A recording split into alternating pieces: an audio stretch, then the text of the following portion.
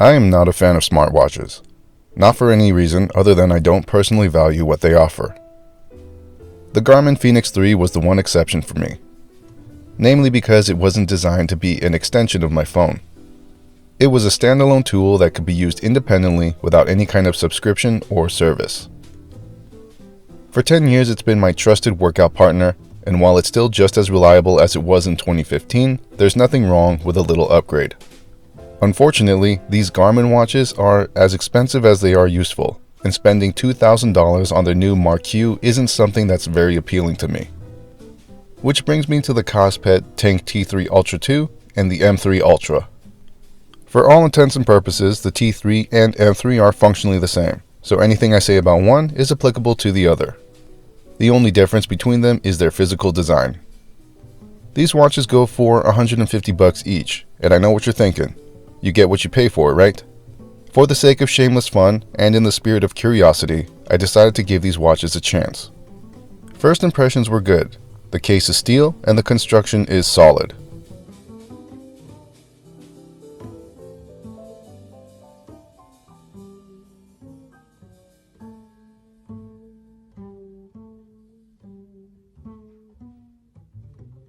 The display is sharp and protected by Gorilla Glass. It comes with a screen protector, but having experienced Gorilla Glass on the Garmin, I know just how tough it is.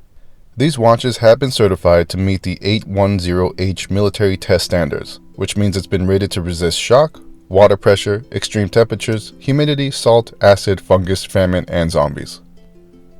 I usually don't put any value on military ratings because I personally know just how shitty military stuff can be. But for what it's worth, these things very much feel as tough as they say they are. The pushers, or buttons, are all easily accessible. They're easy to push, and nothing here feels flimsy.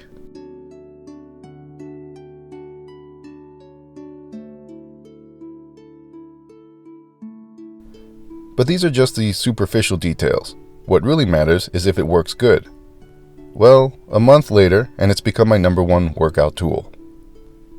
Yes, they have all of the obligatory functions you get from any smartwatch, like notifications, phone calls, and blah blah blah. I don't care about any of that. I need a watch that can perform without a phone, and these do just that. Out the box, these things are fully capable of GPS tracking. This was a big surprise for me. For the price of an average G-Shock, I'm getting the ability to see exactly how far I'm going, how fast I'm going, and what my course looks like fully mapped out.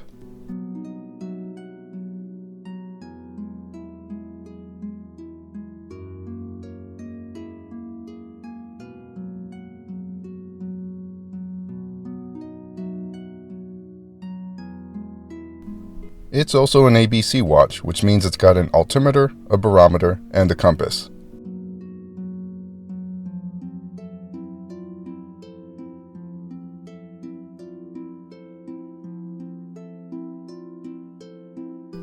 For basic activities, it combines heart rate monitoring and step tracking to calculate what I did during the day, and that information is available in real time.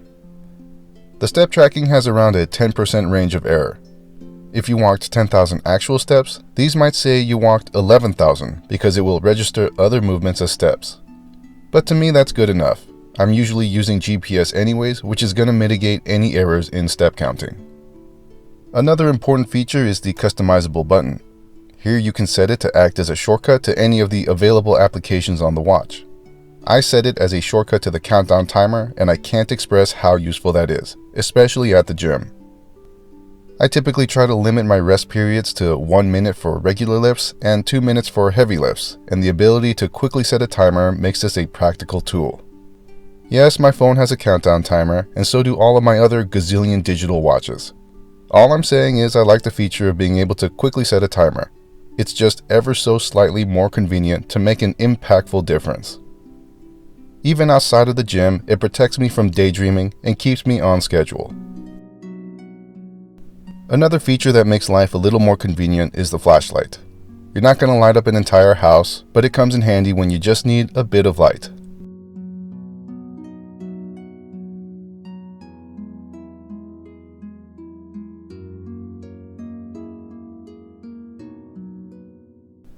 The T3 and M3 do a good job of being easy to use.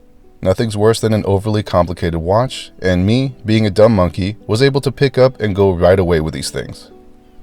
All of the things it can do, like tracking steps, counting calories, measuring distance, measuring heart rate, etc., it does all of those things right out of the box.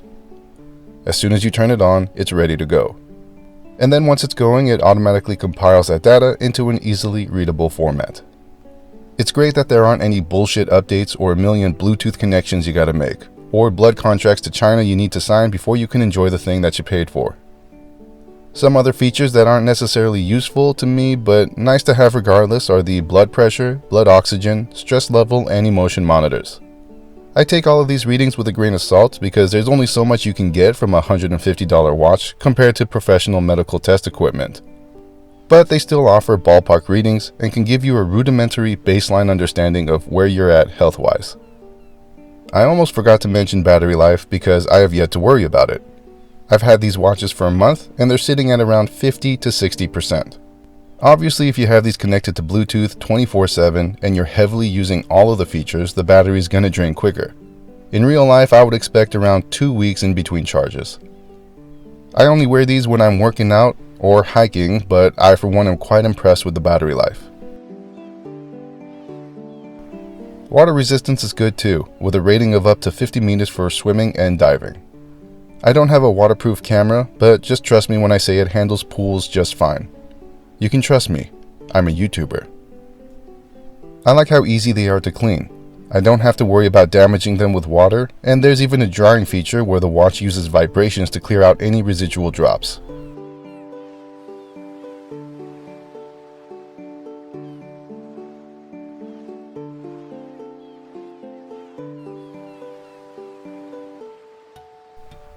I guess if I don't have anything negative to say, then this is a biased review, right? Well, I'm not going to make something up to pretend that I'm unbiased either. There's really nothing to complain about here. It's $150 compared to the $500 to $2,000 for a Garmin. At the same time, I don't feel like I've had to sacrifice any kind of functionality, nor do I feel like I've received a subpar product. This is a seriously good tool, and it's been nothing but useful for my daily workouts. The icing on top is how solid it is, and all I can say is I'm happy with it. That's all I got for now. Stay classy. I sure as hell won't.